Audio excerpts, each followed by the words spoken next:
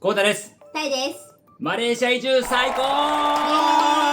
イエーイなんですが、今回はマレーシア移住残念なデメリット11選をお送りします。それでは行きましょう。 Let's get started。 世界移住チャンネル。今回の動画はこちらの動画に続く続編となります。まだ見てない方はぜひぜひご覧ください。それではマレーシア移住残酷なデメリットその一つ目は生活費が意外と高いということです。以前の動画でねまだまだ安いよっていうお話しましたが、もう過去に比べると10年前20年前に比べるとはるかに高くなってしまったというのが現実です。我々が2024年の1月にマレーシアに来た頃はだいたい1リンギットが31円ぐらいでした。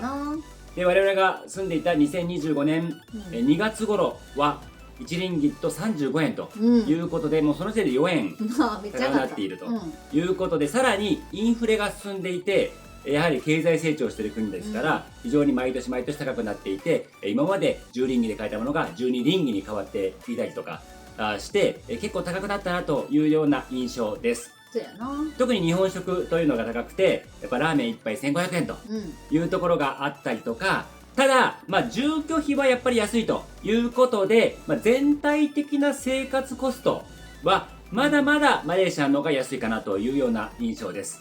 ですから、例えば日本で月に30万円かかっていましたっていうんであれば、25万とかあったら結構豊かなね、生活ができるというような、印象になります。普通、住居費が一番負担大きいんじゃない？そうですね。だから、日本食の外食を少なめにしてもらったりとか、あとは自宅でね、自炊をするような形にすれば、結構生活費は抑えられるというような形なので、そうしていただければというふうに思います。それでは、マレーシア移住残酷なデメリット2つ目は毎日毎日天気が同じと。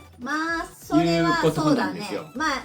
人はいいけどね。いや、これめちゃくちゃいい点で、温暖な気候で、毎日大体が晴れていて、で雨も本当に降る時間は少ないということでいいんですが、その代わり毎日がそのパターンの繰り返しなんですね。バラエティーが日本の四季みたいなバラエティーが好きっていう人からすると飽きちゃう可能性も桜が咲いたりとかあるかもしれない。紅葉の季節だったりとかっていうのはないということで、地元の人がね、これ住んでた人が言ってたんですが、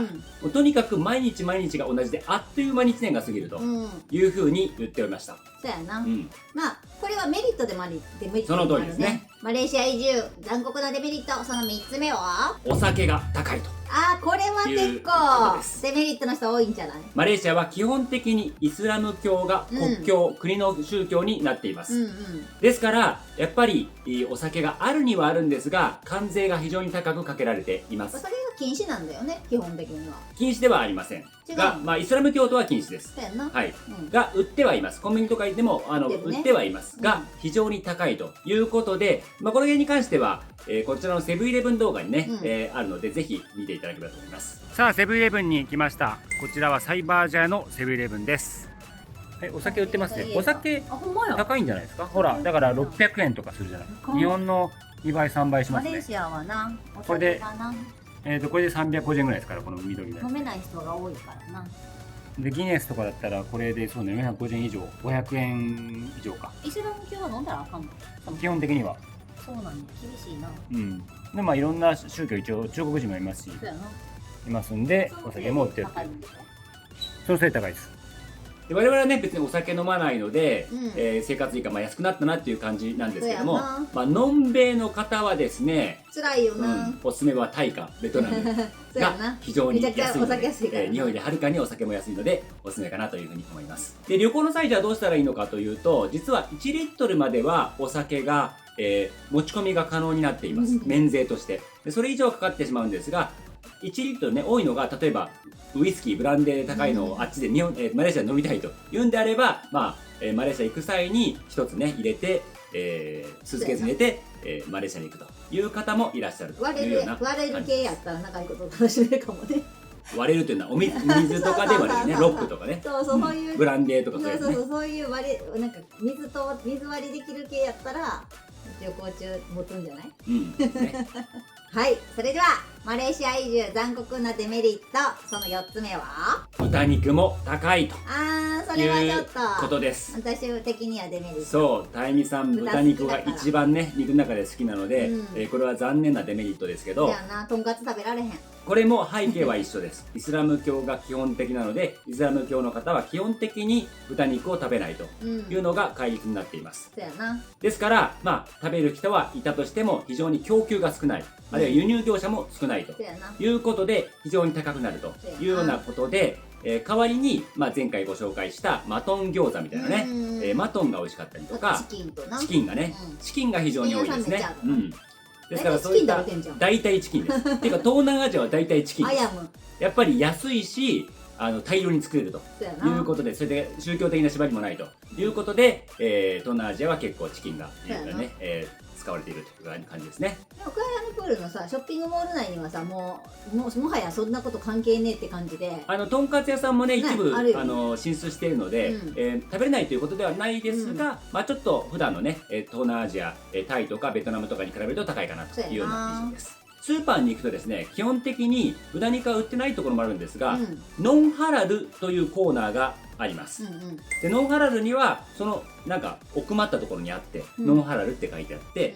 奥に行くとお酒が置いてあったりとか豚肉を使った商品が置いてあるという形なので、外国人向けにそうね、買えないというわけでね、あと中華系の、ね、方もいるんで、インド系の方もいるんで、そういった方は豚肉も食べたりお酒も飲んだりしています。はい、それではマレーシア移住残酷なデメリットその5つ目は虫がいるということですね。そんなおる？アリさん虫はいますよ。アリさんじゃないですよ。最も一番大事なのは G ですね。G さんがG さんがね結構出ますね。とんでもないことが起こりました。今コウタンがそこでこのヨガマットでねヨガをしていて暑いなっていうことでエアコンをつけた途端肩に乗った。首上がりそのなんかつながってるこれやばい虫だってうわーって言ったらなんと正体ホラーやんけ。ホラーすぎるやんそれ。週に1回ぐらいは見かけるかなという感じです。でかいな、しかもでかいなんかでかかったわ。ものはでかい。怖かったわ。もう小さいものもでかい。サイズ感がこれは結構タワーマンションもちろん防虫設備防虫対策はしているんですが、それでもやっぱり温暖な気候なのでどんどん出てきてしまうということで、やっぱり完全には防げないと。10何回何回だっけあって。今回は10回かな。10回か。で20回だったこともあるし、そうやな。17回だったこともあるし、でもおるな。出ますね。というわけでここは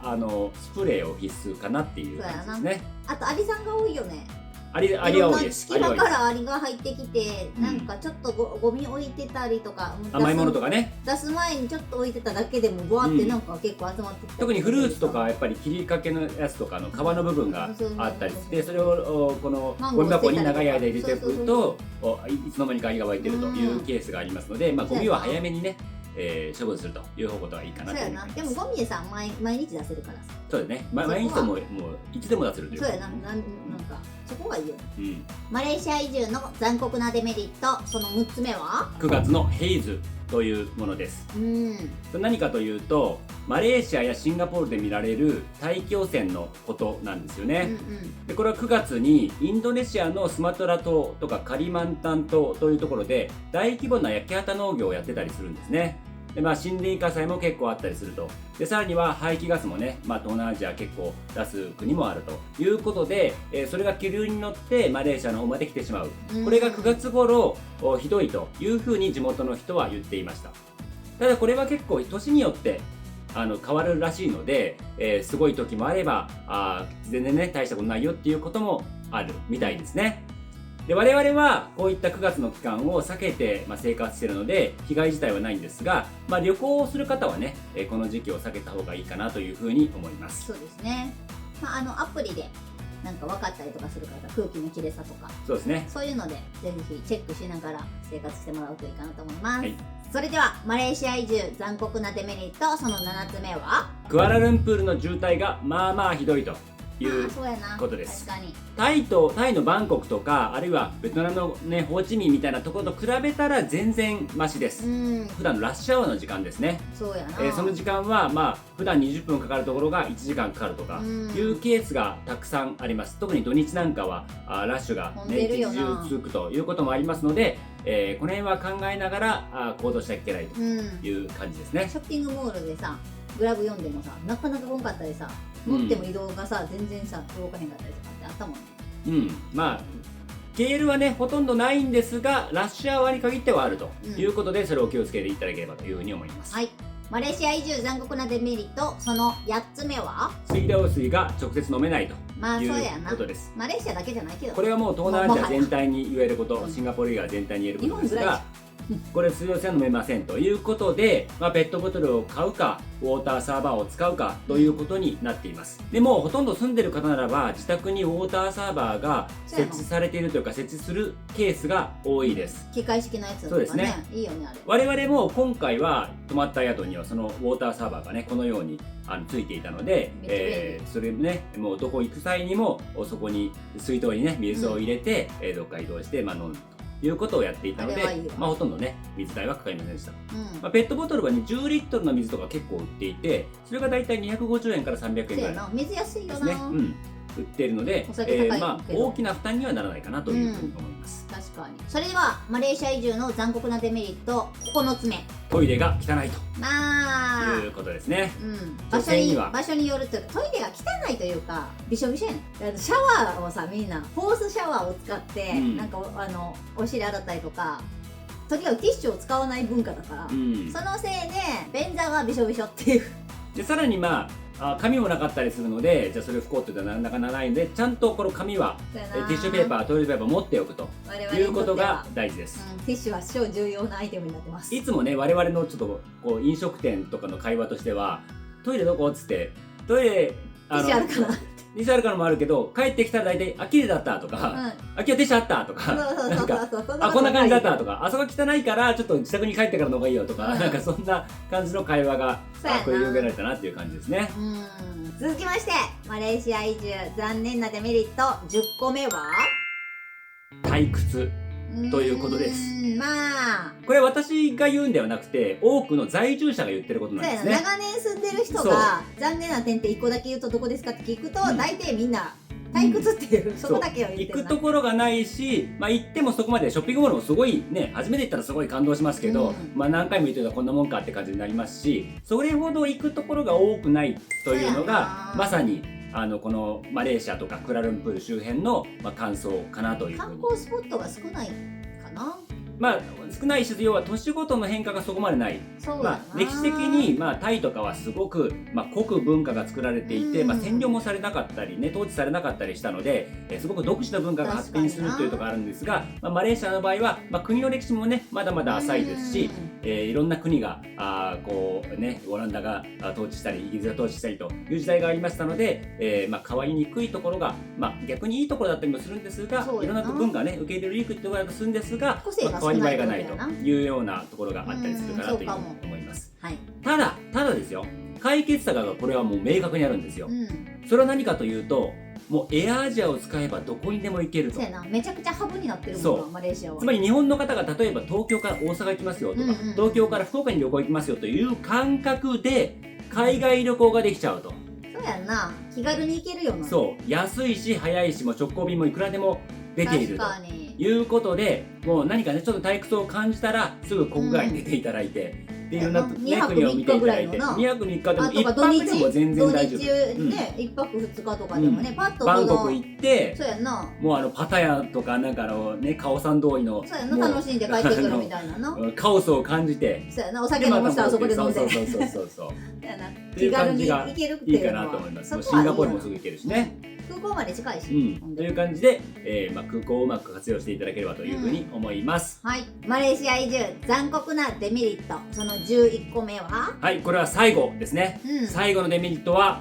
気をつけてください。日本に帰りたくなくなると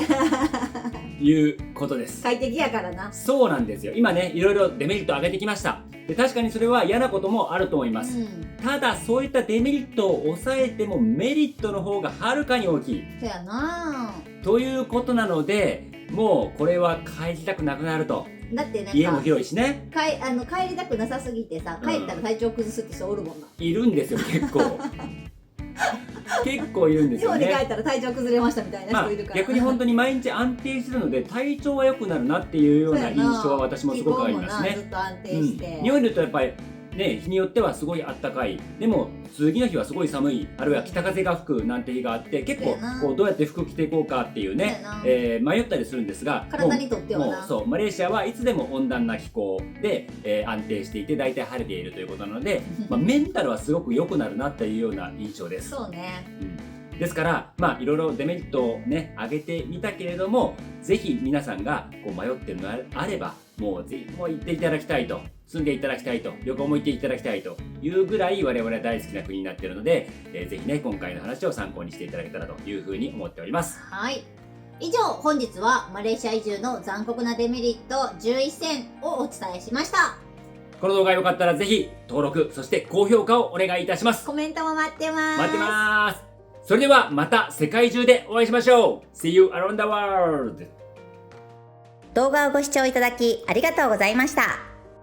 高評価、コメント、チャンネル登録をお願いいたします。では次の動画でお会いしましょう。See you around the world。